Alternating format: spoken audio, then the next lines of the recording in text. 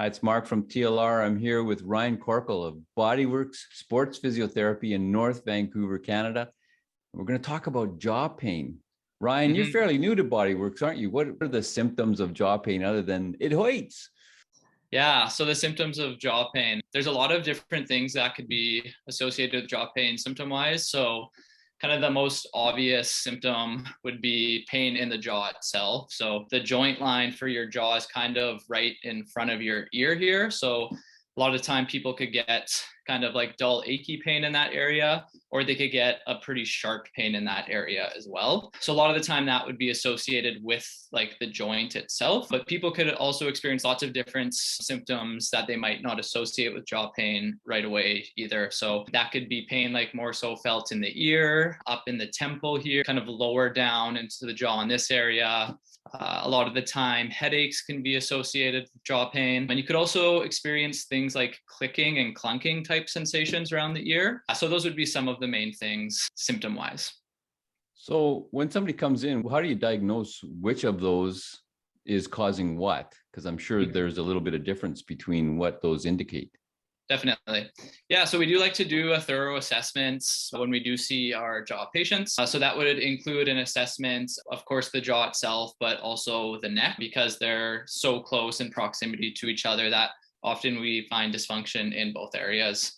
So in terms of the jaw, certain things we'll do is look at the range of motion and strength and tightness through certain muscles. And then in the neck, we'll look at kind of the same thing. So we're looking at neck range of motion, strength, that kind of thing as well. There's some different tests that we could do to kind of try to reproduce some of the symptoms that patients might experience. So when we get their jaw moving in certain directions or we kind of palpate in certain areas, this will reproduce some of their pain and try to help us make a specific diagnosis.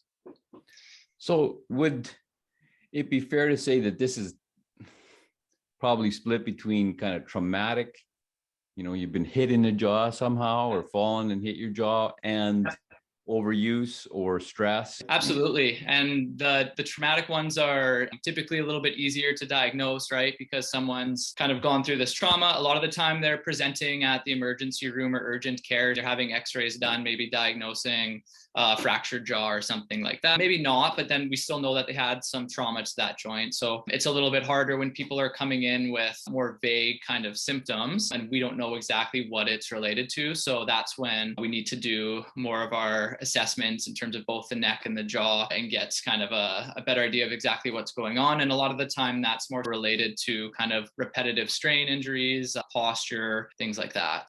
And what's a typical course of treatment? Once you find something, what are the more typical treatments that you help folks with? Yeah. So I will say the first thing is if somebody is experiencing a new onset of jaw pain, it's always a good idea for them to go see their dentist. It doesn't necessarily need to be before they come see us for an assessment, but pretty early on, they should see their dentist because a lot of the time, jaw pain is related to patients clenching their teeth. So they're clenching and grinding their teeth. This could be either at night or during the day. So often it could be hard for the patient to tell if they are clenching their teeth, especially if it is throughout the night. So when they go see their dentist, they'll actually look at their teeth and they could tell by kind of the wear pattern if they think that they're clenching their teeth a lot. And in that case, the dentist often will actually make a mold and get them a night guard. So it's kind of like a retainer that they put in their mouth, and that's going to help protect their teeth, but it's also going to just help eliminate the grinding and the clenching a little bit. And that's going to put less strain on those muscles because when patients are grinding their teeth a lot, they're getting a ton of tension in these muscles. That's going to lead to things like headaches, jaw pain, that kind of thing. So always a good idea to go see your dentist first of all, and then we're going to see them for their assessment at physio as well. So in terms of treatment that we can offer, there's quite a few things, and it does depend on what type of disorder that the patient has with their jaw. So if someone has a really stiff jaw, they can't open it very well, so we would call that hypomobile, then we're going to do things like going into kind of the mouth and applying some gentle mobilizations. So that's going to help relieve pain and that's going to help get that jaw moving a little bit better. Another treatment option that we have a lot of the time, we're going to have a lot of tightness through these muscles. So we're going to get in, we're going to do kind of some massage work, some soft tissue. Occasionally acupuncture could help kind of release some of those muscles a little bit. So that's another option. A big thing that we always do is education with our patients because we could do all the treatment we want with our patients, get them feeling a little bit better. But if they're still going home and they don't have great posture, they're doing certain habits that are leading to their pain, it's just going to kind of come back. So we do a lot of educating with our patients. And then another big one is just setting them up with a home exercise program. So there's exercises we could do to show them just to retrain the movements of their jaw, how they can get in there and do the muscle releases on their own, how they could retrain their posture, that kind of thing. So lots of options in terms of treatments.